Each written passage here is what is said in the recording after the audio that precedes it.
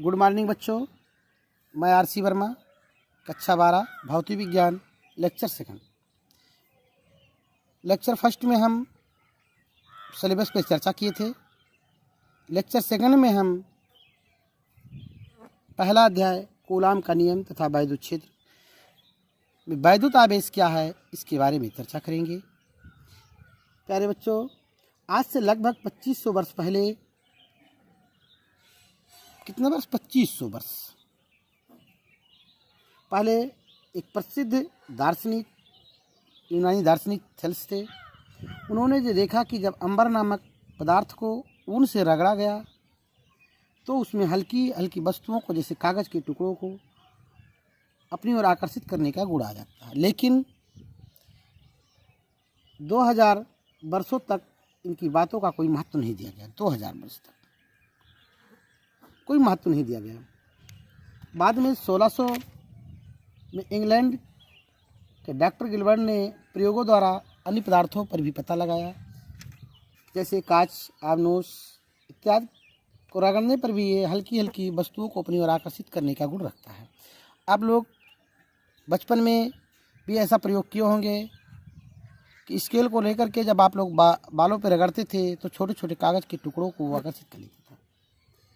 इससे ये पता लगता है कि ये वस्तु जो होती है वो आवेशित हो जाती है, अर्थात चार्जमय हो जाती है।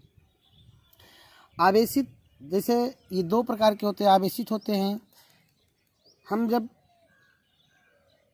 बिल्ली की खाल पे आबनूस की छड़ को रगड़ते हैं तो वो भी आवेशित हो जाती है। एक आबनूस की छड़ को लेकर के, मान लीजिए ये बिल्ली की खाल है और ये आबनूस की छड़ है। जब हम जैसे ये मान लीजिए बिल्ली की खाल है, बिल्ली की खाल पे ये आबनूस की छड़ को रगड़ते हैं। दूसरा एक छड़ और हम लेते हैं और उसको भी बिल्ली की खाल पे रगड़ते हैं, दोनों को पास लाते हैं। तो ये दोनों छड़ क्या होते हैं, एक दूसरे से दूर हटते हैं।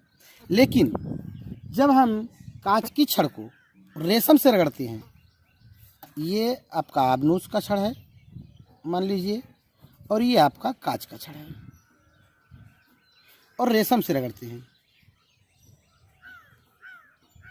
जब रेशम से रगड़ते हैं हम और इन दोनों छड़ों को जब पास लाते हैं तो ये एक दूसरे को आकर्षित कर लेते हैं। इससे ये पता लगता है कि आवेश दो प्रकार के होते हैं, एक धनात्मक आवेश, दूसरा ऋणात्मक आवेश। आवेश दो प्रकार के होते हैं, एक धन आवेश, दूसरा ऋणात्मक आवेश। जो ये आवेश हैं, ये इलेक्ट्रॉनों, देखिए बच्चों, किसी भी वस्तु पर इलेक्ट्रॉनों की कमी, अर्थात जब हम रगड़ते हैं तो इलेक्ट्रॉन इससे इस पे जाते हैं या इससे इस पर आते हैं। जैसे ये मान लीजिए ये बिल्ली की खाल थी, हमने बताया ये छड़ था। अब जब हम रगड़ते हैं तो इलेक्ट्रॉन इससे, मान लीजिए, इस पे जा रहे हैं। अब ये ले रहा है, इलेक्ट्रॉनों को क्या कर रहा है, ले रहा है, और ये दे रहा है। जो देगा, दान करेगा, दान कर रहा है तो क्या होगा, धनी होगा, अर्थात धनात्मक होगा। जो ले रहा है वो क्या होगा, ऋण है, ऋणात्मक होगा, ये ऋण आवेश होगा। अर्थात इलेक्ट्रॉन को जो देता है, इलेक्ट्रॉनों का ट्रांसफ़र होता है, वो धन आवेश होता है, और जो ग्रहण करता है वो ऋण आवेशित होता है। तो इस प्रकार से हमने देखा कि किसी भी वस्तु पे इलेक्ट्रॉनों की कमी, अर्थात जब ये इलेक्ट्रॉन इससे इस पर गए बिल्ली की छड़ पे, तो इलेक्ट्रॉनों की क्या हुई, यहाँ कमी हुई। इलेक्ट्रॉनों की कमी या इस पे अधिकता हो गई। इलेक्ट्रॉनों की कमी अथवा अधिकता को ही वैद्युत आवेश कहते हैं। तो हम कह सकते हैं कि किसी भी वस्तु पर इलेक्ट्रॉन की कमी अथवा अधिकता को ही वैद्युत आवेश कहते हैं। वैद्युत आवेश को Q से लिखते हैं, वैद्युत आवेश को Q से लिखते हैं। Q बराबर होता है NE। वैद्युत आवेश को Q से लिखते हैं, Q बराबर NE होता है, जहाँ N हमारा जो है वो इलेक्ट्रॉनों की संख्या है, कितने इलेक्ट्रॉन इस पे ग्रहण हुए, क्या कितने इलेक्ट्रॉन इन्होंने त्यागा है, ये इलेक्ट्रॉनों की संख्या होती है। और E जो हमारा वो इलेक्ट्रॉन पे आवेश की मात्रा होती है। इलेक्ट्रॉन पे आवेश की जो मात्रा होती है वो आप लोग पिछली कक्षाओं में भी पढ़े होंगे, वो था 1.6 × 10⁻⁻19 कूलम। इलेक्ट्रॉन पे जो आवेश होता है वो 1.6 × 10⁻⁻19 कूलम होता है। तो हमको मिला Q बराबर Ne। ये फार्मूला आप लोग याद कर लेंगे, Q बराबर Ne कूलाम। आवेश का मात्रक क्या होता है? कूलाम होता है। ये बहुत ही महत्वपूर्ण फार्मूला है, इसको आप लोग तैयार कर लेंगे, Q बराबर Ne। इस पे देखिए आंकिक प्रश्न कैसे पूछे जाते हैं, कैसे लगाएंगे हम लोग। मान लीजिए अगर पूछा जाए एक कूलाम आवेश पर कितने इलेक्ट्रॉन हैं, प्रश्न पूछा गया एक कूलाम आवेश पर कितने इलेक्ट्रॉन हैं। एक कूलाम आवेश पर कितने इलेक्ट्रॉन होते हैं। देखिए बहुत अच्छा प्रश्न है ये, एक कूलाम आवेश पर कितने इलेक्ट्रॉन होते हैं, हम इसी फार्मूले से प्राप्त करेंगे। यहाँ देखिए एक कूलाम अर्थात Q का मान कितना दिया गया है, 1 दिया गया है, तो हम रख देंगे Q बराबर कितना दिया गया है, 1 कूलाम। Q बराबर 1 कूलाम। अब इस पे हम रखेंगे कितने इलेक्ट्रॉन होते हैं, अर्थात N की वैल्यू हमको निकालना है। तो हम यहाँ से देखेंगे इस फार्मूले से हम लिख सकते हैं, क्योंकि ये फार्मूला आपका Q बराबर Ne है, तो N बराबर क्या हो जाएगा, Q बटे E। मान रख दीजिए, Q का मान कितना दिया गया, 1 कूलम, और E का मान हम लोग जानते हैं 1.6 × 10⁻⁻19 कूलम, अर्थात 1.6 × 10⁻⁻19। जब इसको हम हल करेंगे, देखिए इसको ऊपर ले जाएंगे तो ये ऋण है, ये धनात्मक घात में हो जाएगा, ये हो जाएगा 10⁻19। ये हमारा 1/1.6 लिखते हैं, तो × 10⁻19। अब इसको हम हल करेंगे, यहाँ दिखाते हैं आप लोग को। जब हल करेंगे हम लोग तो ये हमारा देखिए यही है 1 × 10⁻19/1.6।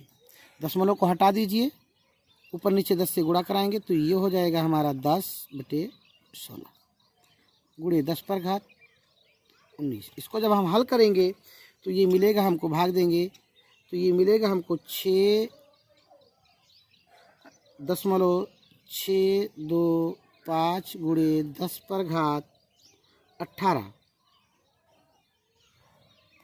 इतना हमको मिलेगा।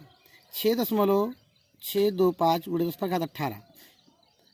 यहाँ हम इसका मात्रक नहीं लिखेंगे, कूलाम नहीं होगा, क्योंकि ये यहाँ हम कुछ भी नहीं लिखेंगे, क्योंकि ये इलेक्ट्रॉनों की संख्या है, तो संख्या है इसलिए इसका मात्रक यहाँ हम नहीं लिखते हैं। तो इसको जब हल करेंगे तो 6.625 × 10⁻18 अर्थात एक कूलाम आवेश पर कितने इलेक्ट्रॉन हुए, 6.625 × 10⁻18।